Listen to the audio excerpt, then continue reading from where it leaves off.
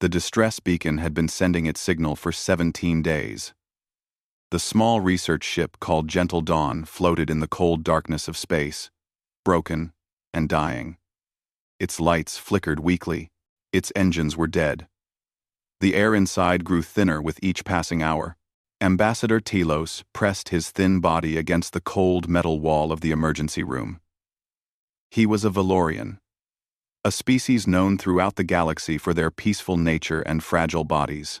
His skin was pale blue and almost see-through. His 4 arms wrapped around himself as he shivered in the failing warmth. Around him sat 43 other survivors. Some were wounded. Some were dying. 3 of them were children who had stopped crying days ago because they had no more tears left. Telos remembered the attack. It came without warning. The Kreeth Dominion, the most feared slavers in the galaxy, had appeared from nowhere. 3 escort ships that were supposed to protect them exploded in bright flashes of fire. The Gentle Dawn tried to run, but a single shot from the Kreeth weapons tore through their engines. The slavers had boarded them. They had taken 20 crew members. They had hurt others just for fun. And then they left, promising to return when their cargo holds had more space. That was how the Kreeth worked. They were hunters of people. They captured beings from weaker species and sold them as slaves across the dark markets of the galaxy. No one stopped them. Because no one was strong enough, Telos had sent distress calls on every channel he could find. He called for help from the Valorian fleet, but they were too far away. He called the trading stations, but they pretended not to hear. He called the peacekeeping forces, but they said the Kreeth were too dangerous. Then, in his desperation, Telos did something that made his crew look at him with fear. He sent a message on the Forbidden Channel, the one that reached into the territory of the species that every civilization in the galaxy warned their children about. The humans, the Deathworlders, every spacefaring species knew the stories about Earth. It was a nightmare world. The gravity was crushing. The temperatures swung from burning hot to freezing cold. The air was filled with a gas that could make things explode. And the creatures that lived there were monsters. The humans had evolved on this death world.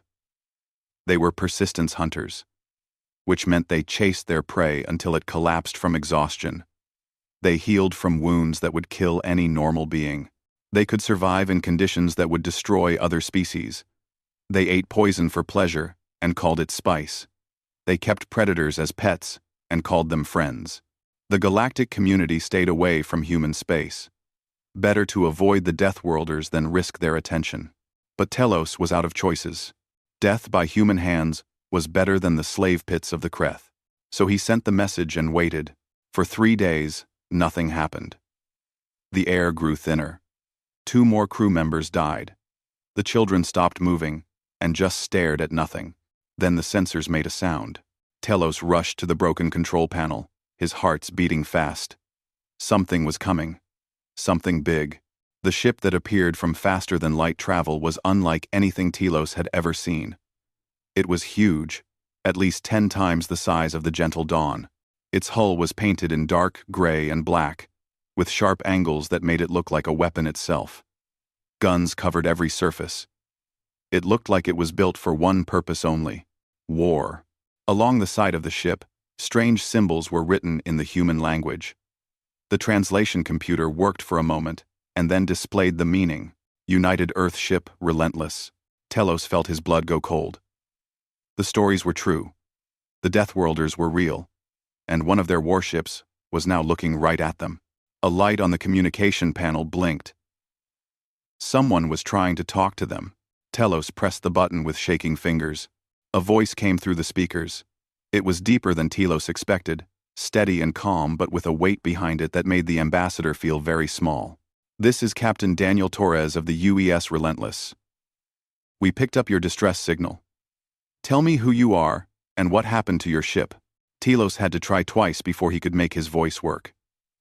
"This is Ambassador Telos of the Valorian Collective. We were attacked by Kreeth slavers. Our ship is dying. We have wounded people. We have children on board. Please, if you have any mercy, help us." There was silence on the other end. Telos could hear his own breathing, fast and afraid. Then the human spoke again. Something in his voice had changed. It was harder now, like metal being forged in fire. "Did you say Kreth slavers?" "Yes. They attacked us without warning. They took some of our people. They said they would come back for the rest of us." More silence. Then, Telos heard the human captain speaking to someone else on his ship. The words were quick and sharp. "Commander Vasquez, I want everyone at battle stations now. Get Admiral Price on the emergency channel. Tell him we have a Kreth situation.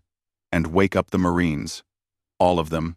Telos did not understand everything that was happening, but he could hear sounds in the background of the communication. Alarms. Running feet. Shouting voices. The human ship was coming alive with activity. Then Captain Torres spoke again, and his words made Telos feel something he had not felt in 17 days. "Hope. Ambassador Telos, listen to me carefully. You and your people are going to be okay. Help is coming. Lots of help." The Kreth made a very big mistake when they attacked a ship in distress. They made an even bigger mistake when they hurt children. "What are you going to do?" Telos asked. "What we do best," the human replied. "We are going to find them. We are going to stop them. And we are going to make sure they never hurt anyone again. But the Kreth are powerful. They have many ships. They have never been defeated."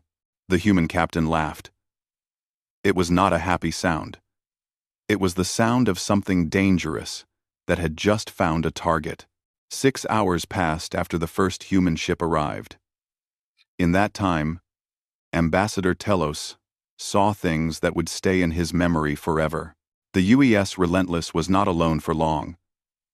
Captain Torres had sent a message of his own, and from across the dark space, more human ships came. They appeared one after another, dropping out of faster-than-light travel with flashes of blue light. Telos stood at the window of the gentle dawn and watched them arrive.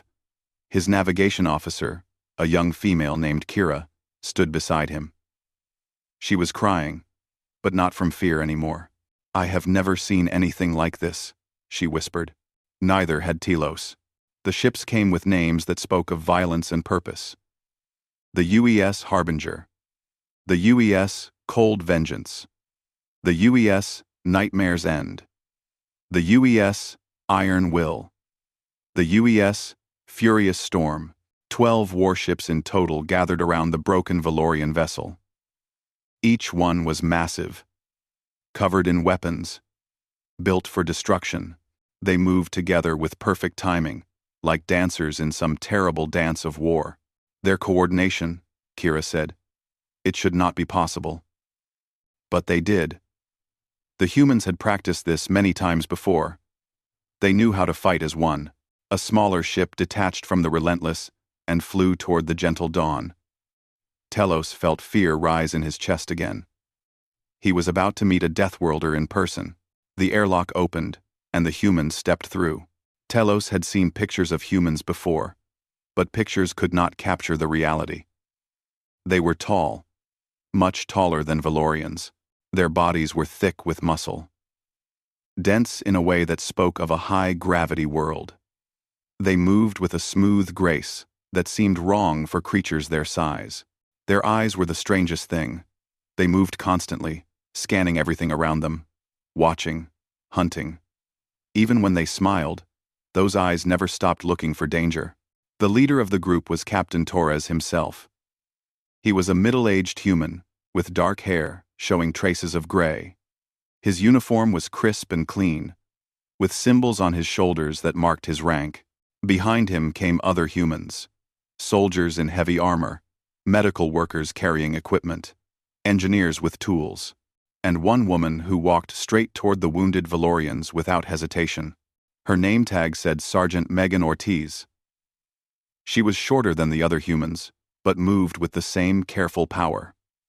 She carried a medical bag and knelt beside a wounded Valorian child without saying a word.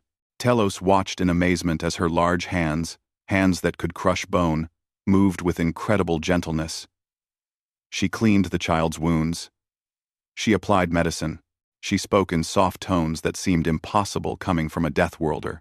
"You are going to be fine, little one," she said. "I know it hurts, but I am going to make it better.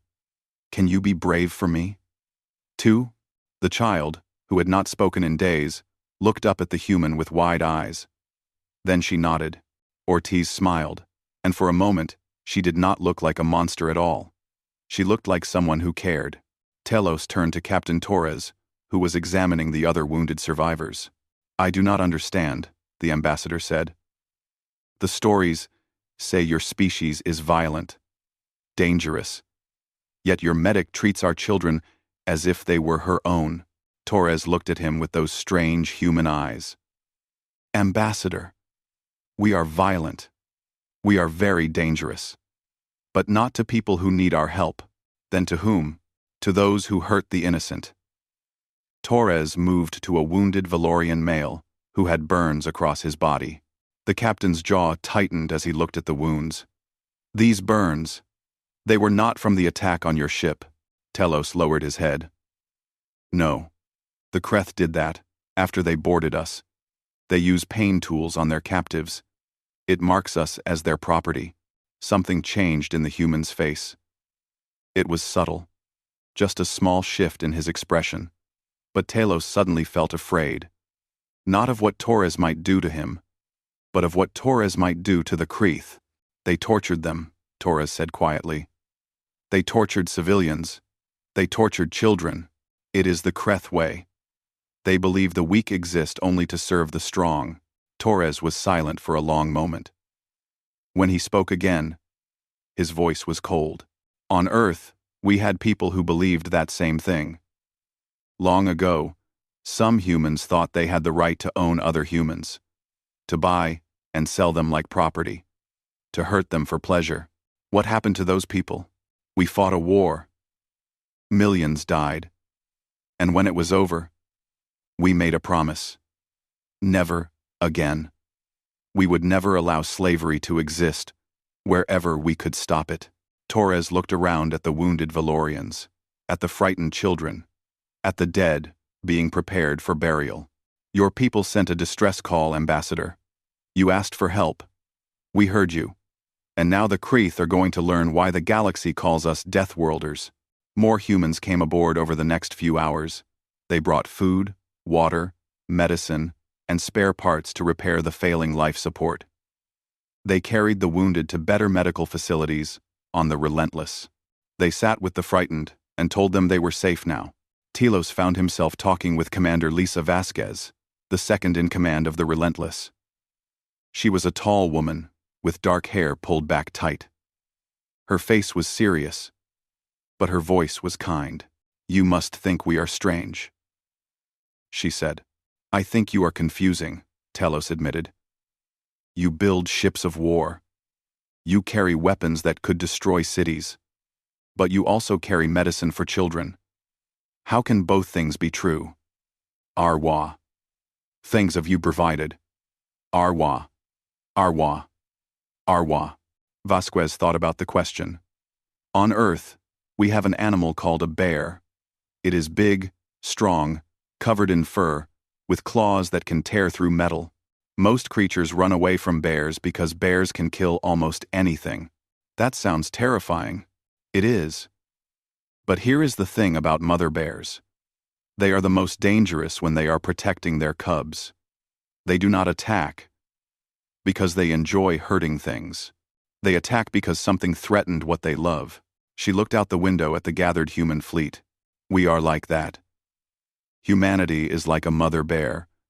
We do not go looking for fights. But when someone hurts the innocent, when someone attacks the weak, when someone makes children cry in fear, that is when we become what the galaxy fears." Telos thought about this. "The Kreth are coming back. They said they would return for us." The Kreth. The Kreth war fleet arrived on the third day after the humans came. Warlord Graxus stood on the bridge of his flagship and watched his 12 ships drop out of faster-than-light travel. He was pleased with himself. The raid on the Valorian convoy had been easy. The weak little creatures had screamed so nicely when his soldiers hurt them. The ones they took would sell for good prices in the slave markets. And now he was back to collect the rest. Graxis was a large creature. Even by Creeth standards, his scales were dark red, and his teeth were filed to sharp points. He had been a slaver for 40 years, and had captured beings from 17 different species. No one had ever stopped him. No one would ever stop him. "Sir," his sensor officer called out, "I am detecting other ships near the Valorian vessel." Graxis waved a clawed hand. "Probably scavengers hoping to pick the bones before we return. Scare them away." 2. The sensor officer was quiet for a moment. When he spoke again, his voice was strange. "Sir, there are 12 ships. They are large. Very large. Show me." The main screen lit up with an image of the space around the dying Valorian ship. Graxis felt his blood go cold. The ships surrounding the Gentle Dawn were nothing like scavengers. They were warships. Real warships. Each one was bristling with weapons, covered in armor, built for one purpose only: destruction. "What species builds ships like that?" Graxis demanded. His communication officer answered in a whisper. "The markings are in the human language, sir. Those are Deathworlder ships." The bridge went silent. Every Creeth knew the stories about humans. They were monsters from a nightmare world. They never stopped hunting once they chose a target. They felt no fear. And now 12 of their warships were sitting between Graxis and his prey. "We outnumber them," Graxis said, trying to sound confident. "We have faced strong enemies before." "Sir," the sensor officer said, "they are hailing us. Put it through." A human face appeared on the screen. It belonged to a male with dark hair and cold eyes. Behind him, Graxis could see other humans moving around a bridge filled with weapons controls. "This is Captain Daniel Torres of the United Earth ship Relentless. You are the Creeth commander who attacked the Valorian convoy." It was not a question. Graxis showed his teeth. "I am Warlord Graxis, master of the Creeth Dominion raiding fleet. You are interfering with my property. Move your ships, or we will destroy you." The human captain did not seem impressed. "Property? You mean the civilians you attacked? The ones you tortured? The children you made cry? They are prey. The weak exist to serve the strong." "No," the human said. "This is just what bullies tell themselves so they can sleep at night. You are not strong, Warlord. You are a coward who hurts people who cannot fight back." Graxis felt rage building in his chest. No one spoke to a Creeth warlord like this. No one. "You will regret those words, human. My fleet will crush your ships and sell your crew to the lowest slave pits in the galaxy." The human smiled. It was not a nice smile. "You are welcome to try. But first, let me tell you something about my species. We come from a world that tried to kill us every day of our evolution. We survived ice ages with nothing but animal skins and fire. We hunted creatures that could eat us whole. We developed weapons that can crack planets." Torres leaned forward slightly. "And you know what? We are not even scared of you a little bit. So here is what is going to happen. You can surrender right now, release your prisoners, and face trial for your crimes. Or you can fight, and we will show you why the galaxy calls us Deathworlders." Graxis roared with anger. "Attack! All ships, attack!" The battle began. Ambassador Telos watched from the bridge of the Relentless, where Captain Torres had invited him to observe. He had seen naval battles before. They were usually slow, careful things.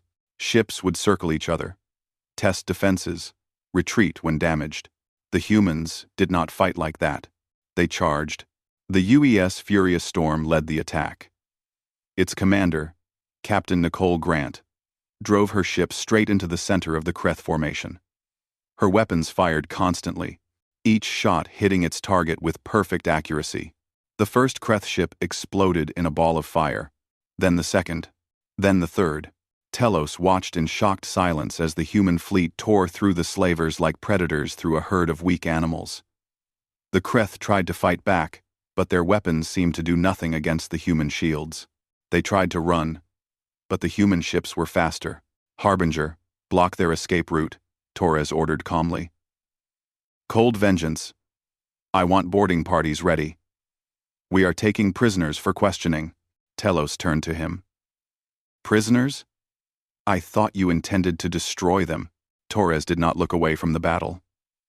We will. But first, we need information. Where are their slave camps? How many people are held captive? We are not here just to save your ship, Ambassador. We are here to end their entire operation. The battle lasted 11 minutes. When it was over, 9 Kreth ships were burning wreckage. 3 had been captured. Their crews forced to surrender at gunpoint. Human marines swarmed through the captured vessels, securing prisoners and gathering information. Warlord Graxus was dragged onto the Relentless in chains. His proud posture was gone. His filed teeth no longer seemed so threatening when surrounded by human soldiers twice his size. Torres stood before him. Arms crossed. 17 species. The human said. That is how many you have enslaved over your career. Millions of beings bought and sold because of you. Graxus hissed. They were weak. The weak deserve nothing. My people used to have slavers too, long ago. Do you know what happened to them? The Kreth warlord did not answer. Torres stepped closer. We fought them. We killed them. And we swore that wherever humans go, slavery goes with us. You picked the wrong ship to attack, Graxus. You touched people under our protection. The Valorians are not your people. They are now. Everyone who asks for our help becomes our people. That is how humans work. We adopt. We protect. We avenge. Torres turned to his soldiers. Take him to the holding cells. Make sure he is comfortable. He has a lot of questions to answer about the locations of Kreth slave camps. As the guards dragged Graxus away, Telos approached the human captain. What happens now? The ambassador asked. Torres looked at him with those dangerous human eyes. Now we follow the information he gives us. We find every slave camp the Kreth operate. We free every prisoner. We burn every slaver ship to atoms. And we make sure the entire galaxy knows what happens when you mess with beings under human protection. That could take years. The Kreth dominion is huge, Torres nodded. Then it takes years. We are patient, Ambassador. We are very, very patient. And we never forget. He looked out the window at the burning remains of the Kreth fleet. The information from Warlord Graxus led the human fleet across the galaxy. Slave camp after slave camp. Planet after planet. The Kreth dominion was larger than anyone had guessed, and its cruelty was deeper than anyone had imagined. Admiral Kevin Price arrived with the full might of the Third Fleet. 47 warships. 20,000 Marines. Hundreds of medical staff and rescue workers. The humans had come to wage war on slavery itself. Lieutenant Commander Eric Santos stood on the bridge of his transport ship as it approached Slave Colony 7. He was a quiet man, from a small town in Texas, raised on stories of heroes and the importance of standing up for those who could not stand for themselves. Through the viewport, he could see the planet below. It was a mining world, covered in gray dust and deep pits. Somewhere down there, 300,000 beings from dozens of species worked in chains. They dug up valuable minerals with bleeding hands while Kreth overseers watched with weapons ready. Sir, we have landing clearance, his pilot reported. The orbital defenses have been destroyed. Santos nodded. Take us down. And tell the medical teams to be ready. We do not know what we will find. The transport landed near the main compound. Santos was first down the ramp, his weapon ready. Behind him came 200 Marines, each one trained for exactly this kind of mission. The first thing Santos noticed was the smell. It was terrible.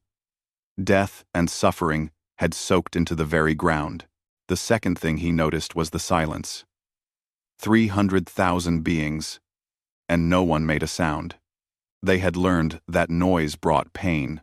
His sergeant, a woman named Katie Reeves, jogged up beside him. She was tough, experienced, and Santos had never seen her cry. But there were tears in her eyes now. "Sir," she said, "you need to see this." She led him to one of the mining pits. Santos looked down and felt his stomach turn. The slaves worked in rows, chained together, digging with tools that were barely better than rocks. They were thin, so thin that Santos could see their bones through their skin. Many had wounds that had never been treated. Some could barely stand. Among them were children. Santos was quiet for a long moment. When he spoke, his voice was flat. "Sergeant Reeves, secure the compound. I want every Creeth overseer in custody within the hour. Sir, some of them are asking for terms of surrender." "Terms." Santos repeated the word like it tasted bad. "They want terms." "Yes, sir." Santos looked back at the pit. At the children with scars. At the elderly beings worked to the edge of death. At the bodies of those who had not survived. "The overseers will be detained and transported to The Hague for trial under interstellar law. Any resistance will be met with appropriate force. We are soldiers, not executioners. We will give them the justice they denied their victims." He turned away from the pit. "But make sure they see everything. Make sure they understand what they did.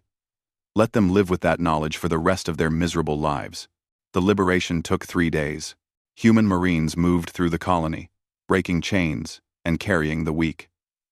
Medical teams set up emergency stations and began treating wounds that were months or years old.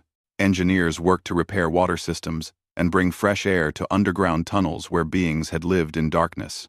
Santos walked among the freed slaves, offering what comfort he could. Most of them flinched when he came near. They had learned to fear anything larger than themselves, but the children were different. The children had not yet learned that hope was dangerous. A small being, barely higher than Santos's knee, approached him with wide eyes. It was from a species he did not recognize. Its fur was matted and dirty, and one of its arms hung at a wrong angle. "Are you a human?" it asked in broken galactic common. Santos knelt down so he was at the child's level. "Yes, I am a human." The overseers said humans were monsters. They said, if humans ever came here, they would eat us. Santos felt something tighten in his chest. The overseers were liars. "We are not here to hurt you. We are here to take you home." "I do not remember home." "Then we will help you find it. And if we cannot find it, we will help you build a new one." The child stared at him for a long moment. Then it did something that broke Santos's heart. It smiled. It had probably forgotten how. Across the Creeth territory, the same scenes played out again and again. Human Marines freeing camps. Human doctors treating wounds. Human engineers building shelters. Human soldiers standing guard so that the freed could sleep without fear for the first time in years. Ambassador Telos traveled with the fleet, watching everything. He recorded what he saw so that he could show the Galactic Council. He wanted them to understand. One evening, he sat with Captain Torres in the officers' mess of the Relentless. The human was eating something called coffee, a dark liquid that Telos had learned was mildly poisonous to most species but that humans drank for pleasure. "I still do not understand your people," Telos admitted. Torres raised an eyebrow. "What do not you understand? You could conquer the Creeth. You could take their resources, their worlds, their technology. You are strong enough. Why do you not?" Torres sipped his coffee. "Because that would make us the same as them. But you are Deathworlders. You evolved to dominate. Your entire history is filled with conquest and war. True. But our history is also filled with people fighting against conquest, against slavery, against tyranny. For every human who wanted to rule others, there were more who stood up and said no." Torres set down his cup. "Ambassador, strength without mercy is just cruelty. We learned that lesson many times on Earth, and we paid for those lessons in blood. We are not here to become what we are fighting. We are here to make sure no one else suffers like this. But you are so fierce in battle. So terrifying. Yes, we are. Because that is what it takes to protect people. To be gentle, you first have to be capable of violence, and then choose restraint. Anyone can be harmless. It takes real strength to be dangerous, and still choose to be kind. Telos thought about this. The Creeth believed they were strong, because they hurt the weak. And they were wrong. The strong protect the weak. That is what separates civilization from barbarism. That is what separates us from them. A communication alert sounded. Torres answered it and listened for a moment. When he looked back at Telos, there was something like satisfaction in his eyes. We found it. Found what? The Creeth homeworld. The center of their slave trade. Admiral Price is preparing the final assault. Telos felt a chill. What will you do? We will break their military. We will free their prisoners. We will arrest their leaders and put them on trial for crimes against sentient beings. And then, Torres stood up. The Creeth homeworld was called Krath Prime. It was a large planet covered in red desert and black rock. For centuries, it had been the heart of the slave trade. Ships from across the galaxy came here to buy and sell living beings like cargo. Not anymore. Admiral Kevin Price stood on the bridge of his flagship, the UES Unconquered, and watched his fleet take up positions around the planet. 47 warships formed a ring of steel and fire. Behind them, transport ships carried refugees who wanted to watch their former masters face justice. The Creeth had gathered every ship they could find. 200 vessels of various sizes formed a defensive wall between the human fleet and their homeworld. It was the largest military force they had ever assembled. It would not be enough. Admiral, his communication officer reported, the Creeth High Command is hailing us. They wish to negotiate. Price nodded. Put them through. The main screen showed a Creeth who was older than any Price had seen before. His scales had faded from red to a dull brown, and one of his eyes was missing. But his voice was strong. I am Supreme Commander Varath, leader of the Creeth military forces. You have invaded our territory, destroyed our fleets, and freed our property. In the name of the Creeth Dominion, I demand that you withdraw. Price almost laughed. You demand? You are not in a position to demand anything, Commander. Your slave trade is over. Your military is crippled. And right now, I have enough firepower to turn your planet into a dead rock. Varath showed his teeth. Then do it. Prove that humans are no better than us. That is where you are wrong, Price said. We are better than you. That is why I am offering you a choice, instead of just pulling the trigger. What choice? Surrender. Open your prisons. Release every slave. Allow our people to arrest the leaders responsible for your crimes. Do this, and your civilian population will be unharmed. Your species will survive. And if we refuse, Price leaned forward. Then my Marines will land anyway. They will fight through your defenses. They will free the prisoners by force. And a lot more. Creeth will die. The end result will be the same, but with much more blood. Your blood. There was a long silence. Why? Varath finally asked. Why do you care about these slaves? They are not your species. They are nothing to you. They are people. That is enough. You cannot police the entire galaxy. You cannot save everyone. No, Price agreed. But we can save these people. Today. That is what matters. The communication ended, and the Creeth fleet began to move into attack formation. Price sighed. They had chosen the hard way. All ships, he announced. Weapons free.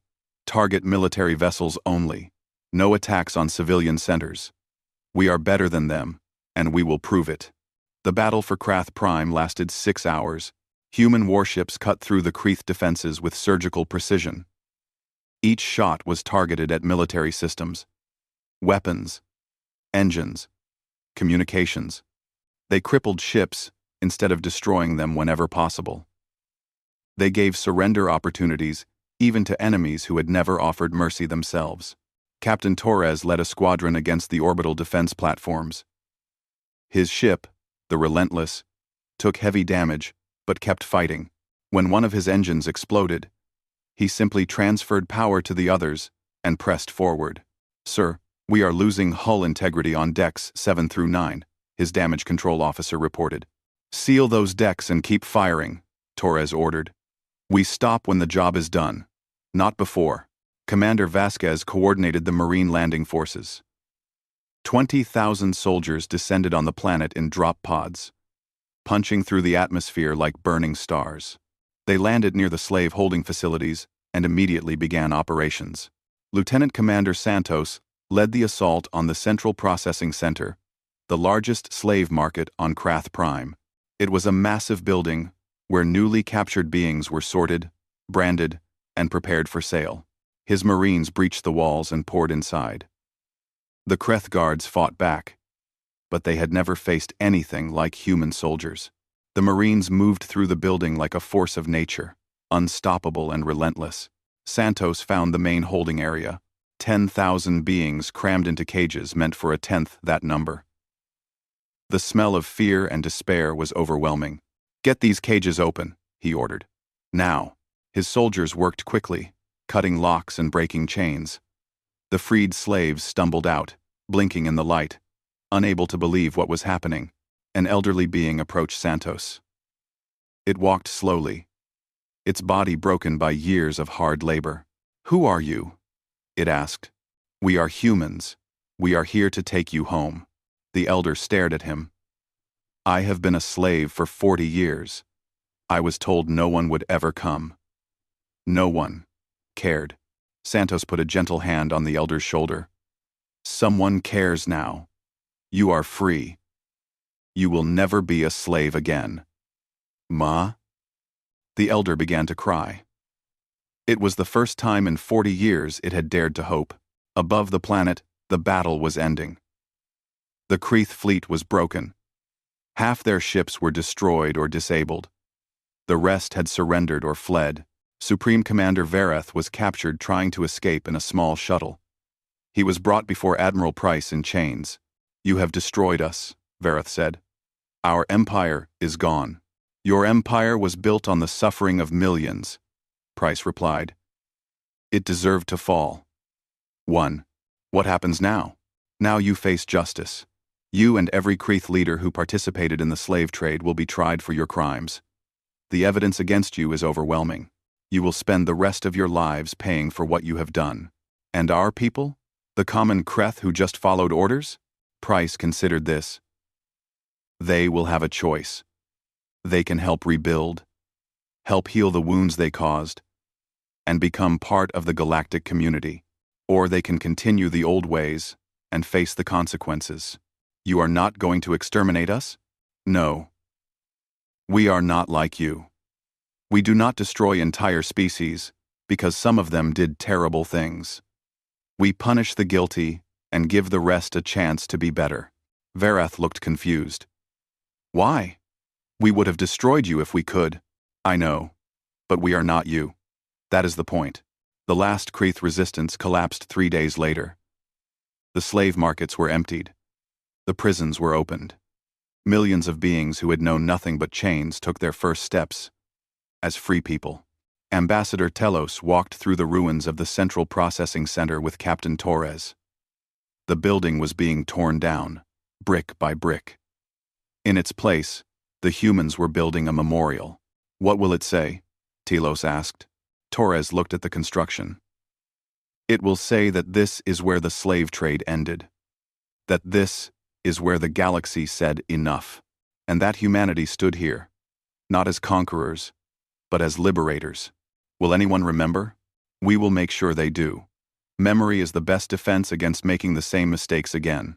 Telos looked at the human, at this strange being from a death world who had crossed the galaxy to help people he had never met. Your species confuses me, Captain.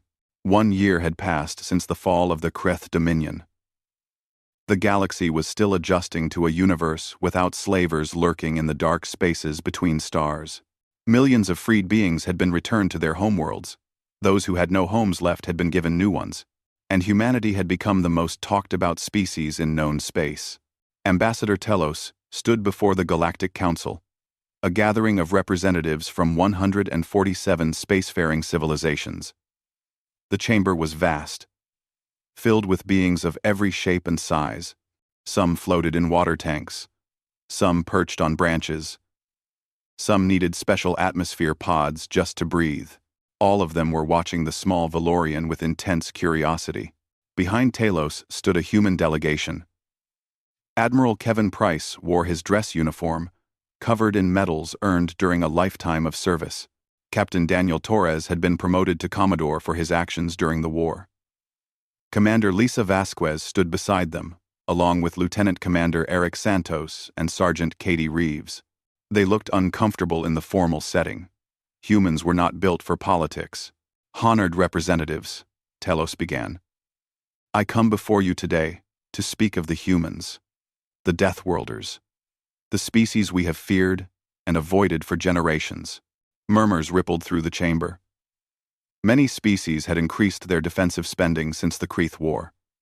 They were afraid that humanity might turn its attention to them next. I understand your fear. I shared it once. When my ship sent a distress call into human space, I expected monsters to answer. I expected death or enslavement. He paused, letting the silence stretch. I was wrong. He activated a display screen behind him. Images began to play. Human medics treating wounded Valorians. Human soldiers carrying freed slaves to safety. Human engineers building shelters for refugees. What I found was something else entirely. I found compassion. I found honor. I found people who crossed the galaxy to help strangers simply because those strangers needed help. More images. The liberation of Slave Colony 7. The battle for Krath Prime. Freed children, smiling for the first time in years. The humans did not ask for payment. They did not demand tribute. They did not take slaves of their own. They came because we were in danger, and they could make a difference. Telos turned to face the council directly. I have spent this year living among humanity. I have studied their history, their culture, their values. What I learned will stay with me forever. He took a deep breath. Yes, humans come from a death world. Yes, they evolved to survive impossible conditions. Yes, they are dangerous beyond anything we have ever encountered. The chamber was completely silent now. But that danger is not aimed at the innocent. It is aimed at those who harm the innocent. Humans are not predators hunting for prey. They are guardians, searching for those who need protection. He gestured to the human delegation. Their world forged them in fire and blood. But that crucible did not make them cruel. It made them strong enough to choose kindness when others would choose domination. Admiral Price stepped forward when Telos yielded the floor.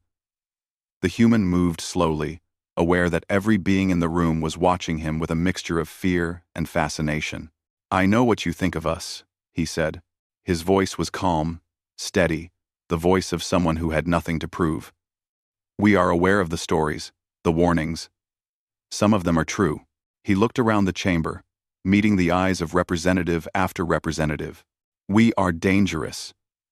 We come from a world that tried to kill us every day of our evolution. We survived ice ages. We survived predators. We survived diseases that wiped out most of our population. And we survived each other. He clasped his hands behind his back. Our history is bloody.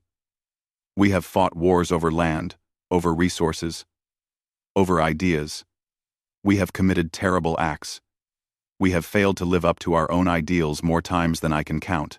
A pause, but we keep trying. That is what makes us human. Not our strength, not our technology. Our refusal to give up on becoming better. Talk. He stepped closer to the council. We believe that the strong should protect the weak. We believe that slavery is an abomination. We believe that every sentient being deserves freedom and dignity. These are not just words to us. They are principles we are willing to die for. Captain Torres spoke next. When Ambassador Telos called for help, we answered. Not because his species could offer us anything in return.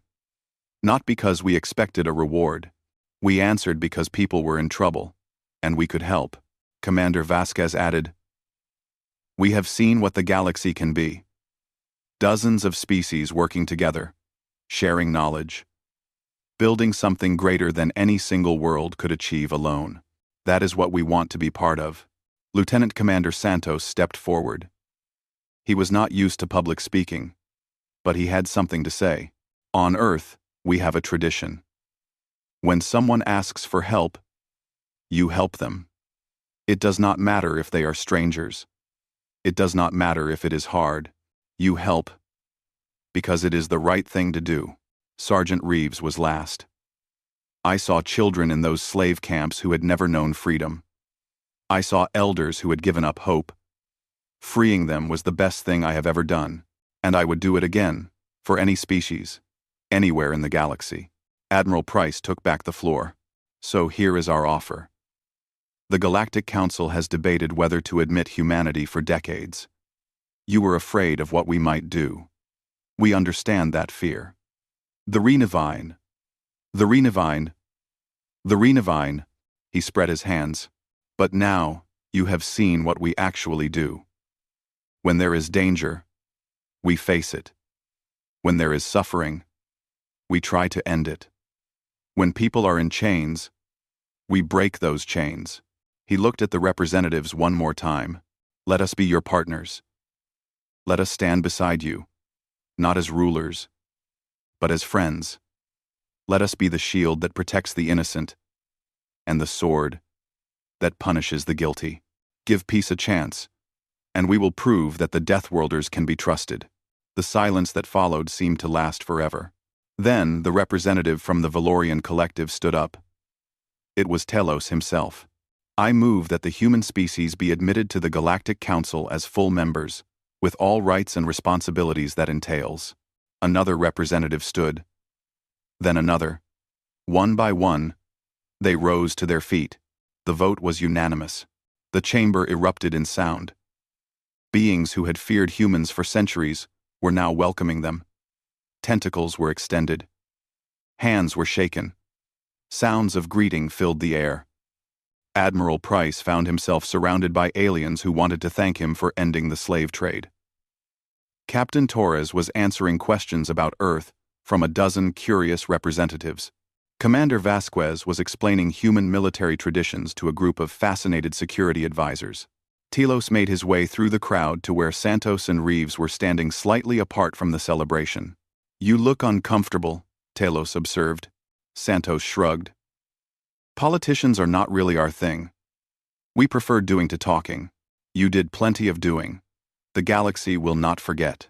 Reeves smiled slightly. We did not do it for recognition.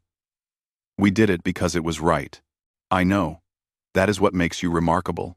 Telos looked at the celebration around them, at beings from 100 worlds learning to trust the Deathworlders of Earth. What happens now? He asked. Santos considered the question. Now we go back to work. There are still pirates out there, still slavers in the dark corners, still people who need help. Will you answer when they call? Always. That is what we do. The Galactic Alliance was born that day, with humanity as its founding member. And across the stars, those who would prey on the weak learned a new truth. The Deathworlders were watching, and they had chosen to be heroes, not because it was easy, not because it was safe, but because it was right. The galaxy was no longer alone in the dark. The humans had come, and they brought the dawn with them. Torres smiled. We confuse ourselves most of the time. You are capable of such destruction, yet you choose construction. You could rule, yet you choose to serve. Why? Because that is who we want to be. We are not perfect, Ambassador. We have done terrible things in our history, but we keep trying to be better. That is the human way. He looked up at the sky, where human warships still patrolled. The strong protect the weak. The free fight for the enslaved.